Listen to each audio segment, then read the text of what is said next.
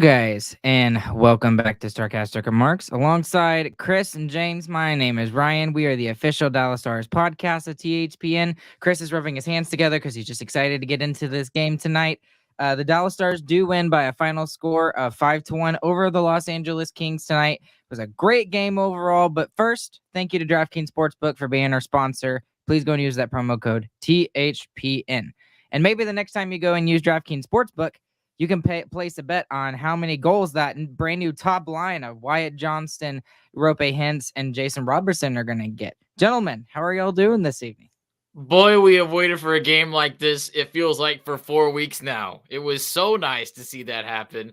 DeBoer just baked us a nice little cake that we didn't even know was coming over the past 3 days, and then boom, it's the most delicious, tastiest cake you can imagine. I mean, that was some fun. The line scrambles were great. They literally all worked. Everyone scored. It was wonderful. It was a great game.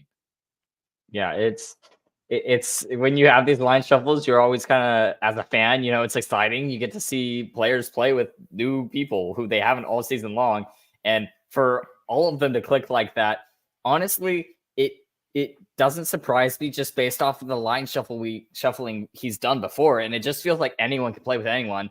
And tonight it kind of proved it, and just moving the lines around, they looked amazing tonight. There are so many storylines we could talk about in tonight's game. Like, literally, you could jump from topic to topic. But first, I think we really need to admit the fact that, yes, the top line was really good, but let's talk about Jake Ottinger for a second. I mean, without his play in the second period, without him stealing some goals, there's probably about 3 or 4 grade A+ chances that he stopped that allowed the Stars to kind of get their game back together there in the second period after taking a penalty early. And they started to push back a little bit there towards the second period. And they finally started to grab some momentum back, which allowed this enormous goal outburst in the third period. So, I mean, you really got to give him credit as probably the most valuable player tonight. Yeah, that second period was terrible by the Stars, but it was fantastic for Otter. And he was doing what he does best, in my opinion, and that's making that second and third save that come after the rebound. The Stars were terrible at clearing the slot after the first chances. They were getting chance after chance after chance, right, bang, bang, bang after each other. And he was just stood up there like a brick wall, trusted his positioning. It was fantastic. And that's just something you don't get from Wedgwood. Wedgwood can make some crazy sprawling saves because he commits so hard on those first shots. But, I mean, Otter is able to just stand there, take one after another. The thing I really loved about it is, and this is a good point over here by Mato. Sorry, I don't know how you say it, but should have had the donut on the board. Yeah, he had one goal that beat him, and he didn't see it. There was one goal, and it was just a bunch of traffic in front, and that's all it was, and it was a power play goal. So they were even down a man, and that was the only goal that he let in tonight. So despite him, yeah, exactly. So now we got to give him credit for how he played in the second period, but we also got to give the Stars defense, team defense overall, as a huge credit for not allowing as many chances in the first and the third periods. So it was just a perfect push and pull between the overall team defense and Ottinger. When Ottinger needed to be good and the team kind of sprawled out in front of him, he stood tall and he only allowed one goal. And then in the first and the third went the Dallas. I mean, most of the defensemen tonight, and then all of the forwards tonight, they were back. They were playing really well. They weren't allowing huge, giant quality chances. There were some, and that's going to happen in a game. But overall, the first and the third period, the Stars played great team defense. Yeah, Otter just had to weather the storm in the second period. After that, it was good all-around game from the Stars. It wasn't a full 60, but that's what you need Otter for. Yeah, and that's kind of what it feels like the Stars team does, and why Otter is such a good goaltender for us. I mean, we play one bad period, Otter's able to just completely save the period for us, and then the other two looked great. I mean, scored 5 between the 2 periods. So I'm starting to get to this belief, and y'all can tell me about this before we get to the top line. We need to talk about the top line tonight. Is there such thing as a full 60-minute game anymore? I mean, honestly, because if the Stars can continue to win this way, and maybe Otter can stand tall for us in some periods when we're not playing our best defensively, maybe this is the way to go. Maybe this is the recipe for success for the Dallas Stars. Well, you don't want to go into it with that game plan. Your mindset should always be, we're going to play the same way the whole 60. But that's just what happens in sports. I mean, there's push and pull, like you say. The Stars started out great, hot, on fire in the first period, just knocked them into the dirt. The Kings aren't just going to roll over and die in the second period. They're going to come out with a response. And yeah, you give some credit to the refs, but the Kings came out strong in the second period. They drew the penalty. They did what they had to do on the power play, and they scored, and they got momentum back. I mean, that's just what happens in a game. I don't think that should be anyone's mindset. Your mindset should be, let's play like we did in the third period all the time. But that's just not really going to happen. So I think that's a good point, and I think the game has changed, especially when it comes to momentum. I think that's a big word in today's NHL, and the fact that momentum is huge. And I think that's one of the things that the Stars need to work on is trying to get some momentum back and just play simple hockey sometimes. And they did that tonight. Hats off to them in the second period. They took a really bad penalty right off the bat in the second.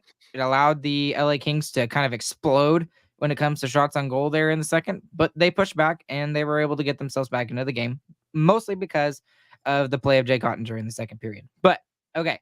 Let's talk about probably the more exciting storyline that we should be discussing is that new top line. And maybe not just the top line, but just all the forward lines in general. So Pete DeBoer going into this game, he leaves that second line intact, as he should. That's been the best line for the Dallas Stars all season. And then we finally see something that we've been talking about for the last year and a half now. Wyatt Johnston takes the reins of the first line away from his from his landlord. I almost said tenant. Yeah, there you go. From his landlord, Joe Pavelski. So that was really interesting. That was really cool to see. Pavelski even played well on the third line. So, I mean, he can just play well anywhere. So just overall thoughts on the forward lines, maybe specifically the first line, whatever you guys got. What do you got? I mean, this is what I thought was going to happen 3 years from now. Go ahead, James. This is kind of what I was talking about the last podcast when I was talking about Johnston creates all these chances and it feels like he never gets any coming back to him. And this game, they put him up with the two best executors on the team. He is part of a great play first, and then he gets one dished back to him later in the game. I mean, it's like, this is not what I had expected for him. I didn't think that they were going to throw him up on the first line. But it proves my point further that he creates space and he creates opportunities. And now that he's gotten some back, he's finishing them too. His goal is the perfect example of what you just said too, James, because his forecheck into the zone and being scrambly and just attacking the puck is what led to him getting the puck back and getting that wicked shot off. I mean, that's a perfect example of what you just said. Fully agree with you there. Yeah, and it really complements how Robertson forechecks as well, because that's the same thing Robo does. I mean, he's just full attack all the time on the puck, and that's how Robertson is able to pick it off. He puts the pressure on the dude. Robertson's right there with him, picks it, and it's just some great passing between them. And then I'm going to, if you don't have anything to say to add on to that, Ryan, I'm going to epic segue right into that third line, because I think that works perfectly too. I mean, you get Ben and Pavelski, our two best net front guys, on the same line. That line becomes the new get it to the point, get it to the net line, and make something happen. And I mean, I think that's a fantastic combo too, and it worked good. Pavelski showed off how deft he is. Is that a word? In front of the net, and he executes like he always does anytime he gets the puck in the slot. I also really liked to see Sam Steele being rewarded for his play this season. He gets elevated to the third line. And honestly, the three of them together played very well. Now we got to put a little bit on the brakes there, and it's just one game, but still, that you can't help but feel optimistic and excited about how this team can go moving forward, because now we can see that if there's some lines that get in a rut, you can throw this combination together. Throw Wyatt up on the top line, Pavs goes down to the third line, Steele comes up, Dodonov goes down. And it's that simple. And if that combo isn't working, then you can go back to a combo with Pavs on the top line, throw Johnston or whatever. And that's something that's, I think, really cool about this forward group and how resilient they are and how well they really are playing together. Agreed. And it even worked out for Dodonov too. He gets put down to the fourth line, but he's a veteran. He knows how this goes, and he just works it and gets a goal on the fourth line. I mean, it just all worked out tonight. And he looked great on that line too. It looked like that line had a little bit more finish on it, and Dodonov was able to execute. I mean, literally every single line that changed looked fantastic, and that second line looked great as it always does. And I think they were the only line not to score tonight, and they looked like the best line. One of the players that wasn't really talked about as much from, like, I guess just social media standpoint for the Stars, I was really impressed with the play of Craig Smith through the first two periods. Not so much in the third, it didn't see him as much, but the first two periods, I was very impressed with his play, and I didn't realize he had that much speed. I actually confused him for Rope Hintz for a split second on one of the rush chances. I know. So, but anyways, the one other thing we got to give credit to with all of these lines being changed around is Pete DeBoer. He does it again. He's somehow, especially this year, more so than last year. Last year, he just kind of kept the band together, didn't really mess with it much, just kind of some twists and pulls and things on the machinery. And then this year, it's just like full on blown out. Okay, y'all aren't playing well. You're screwing it up. Okay, throw it in the blender, and it comes out to work every single time. Yeah, it does. It seems to work every single time. It seems like he knows what all the dials and buttons do now, and he's able to effectively make changes when he needs to. The other thing I feel like he has a good job, he's got a good sense of where the pulse of this team is at too. Because we talked about there's been times when we've been down 3 goals, and he's like, "Hey, we're gonna pull the goalie, and we're gonna try and win." And then there's other times when you can tell the team's not going. I mean, they're not rolling the way they should. We're down 2. We're not gonna pull the goalie. I mean, we're not gonna just throw an empty net goal to the other team for no reason if we're not pushing. So he's understanding what works for this team and getting them to adjust. He's putting his own spin on the lines, which obviously worked fantastic tonight. He probably had a few extra days to think about it, which helped with it. And I think he's just understanding where the team is at and when he needs to make those adjustments too. I mean, it feels like he's in a groove better than even the team is right now, if that makes any sense. And hopefully that continues moving forward. Speaking of Pete DeBoer kind of pushing some buttons here tonight, he does it with the defensive pairings too. I mean, it was when I saw the defensive pairings, I was just like, oh, okay, this is kind of weird. But at the same time, it wasn't working the way that it was the last couple of games as well. And tonight it's Suter and Nils, it's Hanley and Harley, and it's Essa and Yanni. And that, I mean, there was 1 goal against tonight. It seemed to work well. So, I mean, nothing I can complain about when it comes to the decors tonight. Yeah, time on ice for the decor is much more spread out tonight than maybe any other Stars game this season. Harley with 22 minutes time on ice, taking the Lions' share of that. Hanley with 17:39, as you'd expect from a 7th guy. But then we got Essa with 19:51, Suter with 19:14, Lundqvist 19:04, Hakanpää 20:01. I mean, just super even and balanced right there. It was great. Honestly, the biggest stick out to me is still Hanley, though. He is all the way up there. That has to be the most minutes he's played for us in a really long time. And it's played with Harley. And that makes sense because that's how we ended the season last year. And they looked great together. I mean, that was how Hanley scored one of his first regular season goals, was with Harley on the line with him. Yeah, he looked a lot better tonight, especially after we called him out the other night too. He looked a ton better. Yeah, it's crazy what some chemistry can do for you. It really is, really truly is. And that's another, thing that Pete DeBoer has kind of done. He's been able to.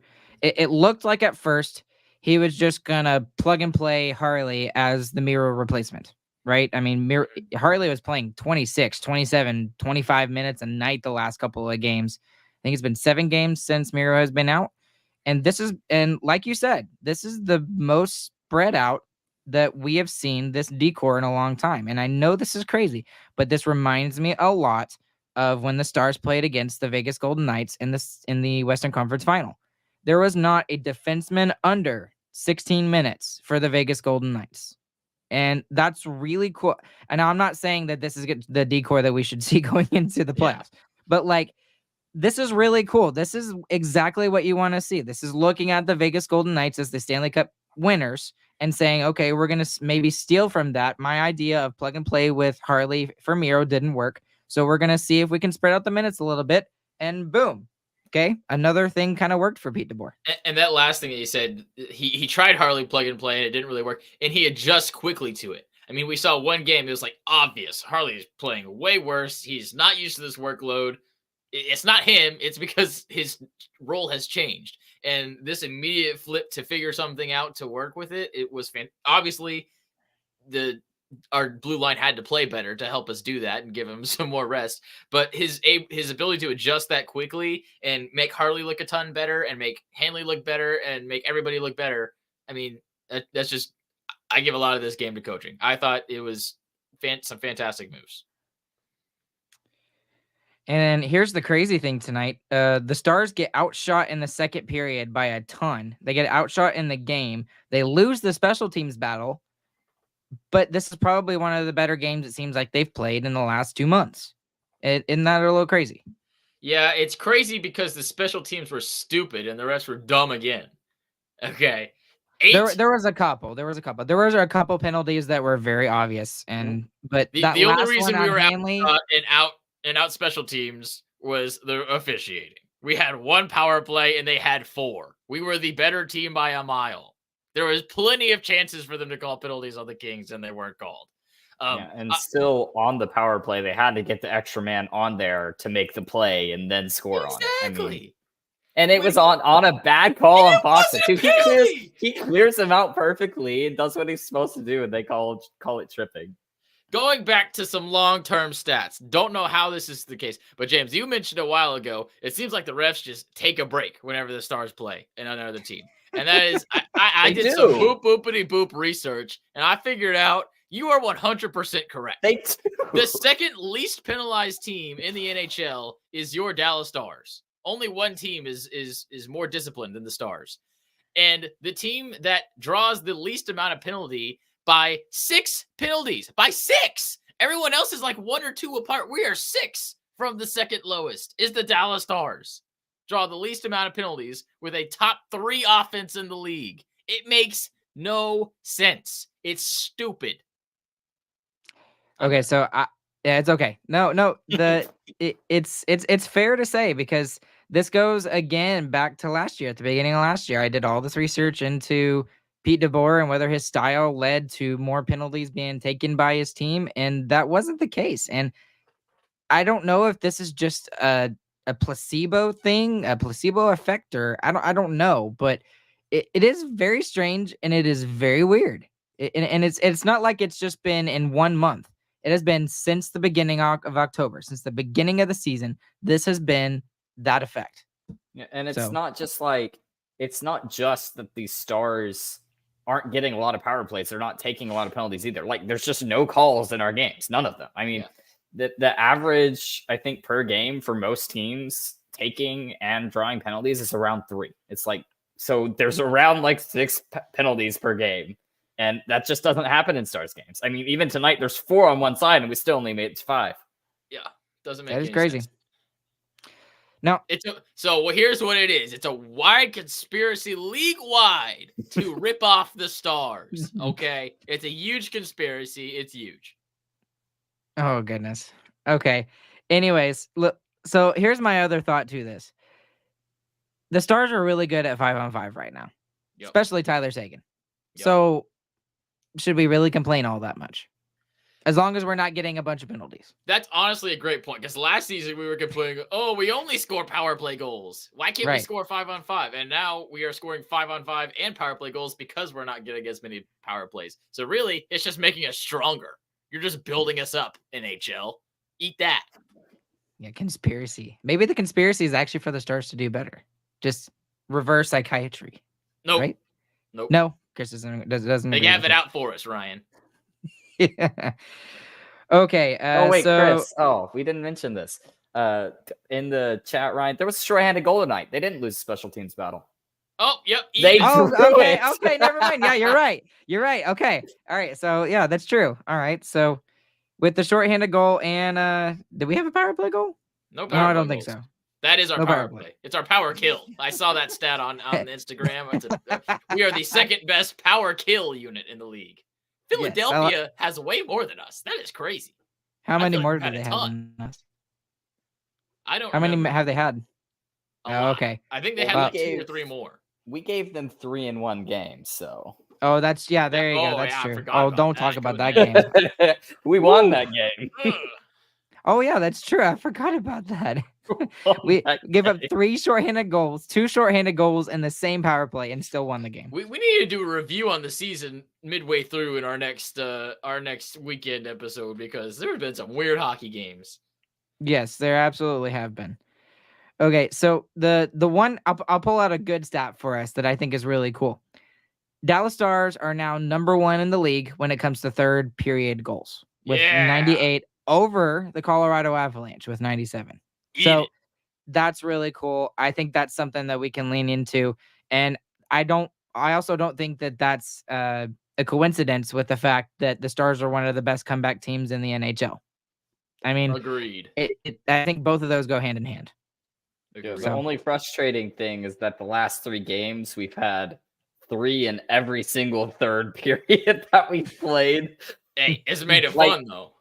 It Yes. is fun, but like, Welcome to the if they Dallas can- Stars experience. If they can play every period like they played the third period, we would score 9 goals a game. Hey, I would just be happy with the first period. I thought the first period was the best period by the Dallas Stars. I really did. I know we scored 3 in the third, but I really thought, like, on both sides of the puck, that was probably the best period that I've seen in a long time from the Dallas Stars this season. So, okay. Anything we haven't mentioned that we need to talk about? Nope. Chris's favorite stat plus minus. Team high, Yanni Hakapaa with a +4. Didn't get a single assist on the night. He's an offensive somehow. powerhouse. Oh my gosh, that's crazy. But He- I mean, if he was on the ice, we scored. So Oh, I need to mention this because I'm a Foxa hater. What a game by Foxa. That pass? Oh my goodness, that was disgusting. And Steele absolutely deserved that goal. He really did. That was a goal that, like, for all the good work that you've done the last several weeks, for the last month, there's your pot of gold. It really for you. was handed to him on a silver platter by the Foxa boy. Goodness. Talbot had no chance on that one. Absolutely no chance for that. Okay. Biggest winner, biggest loser? Are we at that point? We are there. Okay. Let's do biggest loser because it's kind of hard to pick one tonight. Chris, James, who you got? James goes first. I'm gonna go with Drew Doughty because I hate him and he slapped the puck in the back of our net. Lol. I'm gonna go Jamie Benn. He's been quiet a little bit here, you know. When you see some more Jamie Benn, he's throwing some weight around a little bit more. Maybe having Pavs on his line might help out a little bit. I want some more Jamie Benn. I miss that guy. I'm gonna give mine to Cam Talbot. Cam Talbot came into this game with like the 6th best save percentage in the NHL, and he's had a good year and especially considering the guy's 36. But he did not have a good game tonight at all.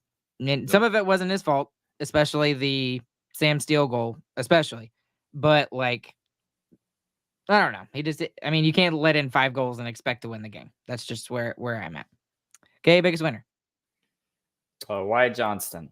I mean, I said it. The dude creates. The dude has the finish if he gets the chances, and goal and an assist tonight. So, yeah, I'm gonna give it to Wyatt Johnson too. I thought about changing it just because he took it, but I'm not going to. He was great. I love seeing him play on that first line. He looked so comfortable there. It was not a shock at all, like it was earlier in the season. We tried to put him up there, and he had just a little bit of shakiness. He looked so good there this game. He looked like he belonged.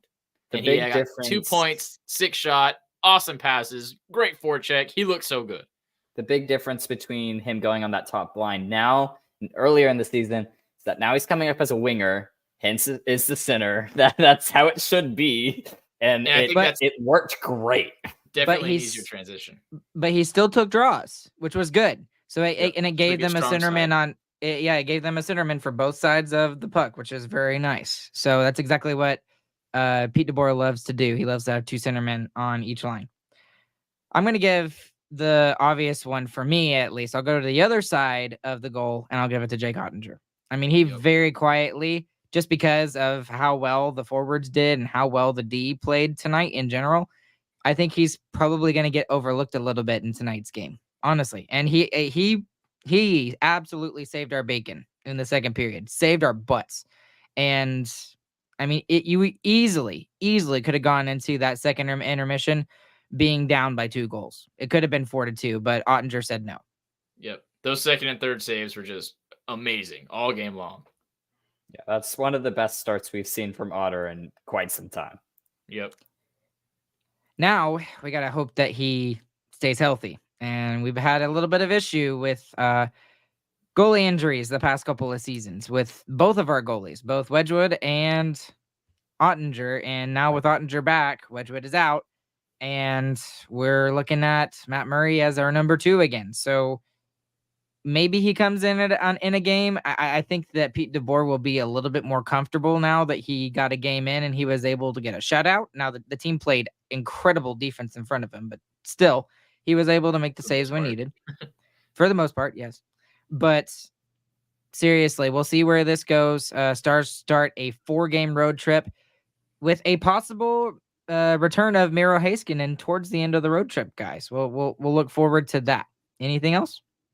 I'm excited for the East Coast trip. It'll be fun. Early games. Yes, exactly. All right. Thank you guys for listening along with us. Those of you that are live, we've had up to 25, which was crazy. Thank you guys for spending your evening with us talking about this game. There's more of you listening later on the podcast side. We appreciate that. Please go and use that promo code THBN from DraftKings Sportsbook. Please leave us a 5-star review anywhere you listen to your podcast, Spotify, Apple, Stitcher, Google. I'm forgetting the rest of them off the top of my head, but Cash App. Anyways, get Cash App. Go and use, go to sarcasticremarks.com for our website, sarcasticremarksshop.com for all the latest merch. That's the best way to support us. And along with Chris and James, my name is Ryan. We'll catch you guys on the flip side. Hope you guys have a good, fantastic morning, afternoon, evening, whenever you guys are listening. Chris? Dethrone the Kings. GG, boys.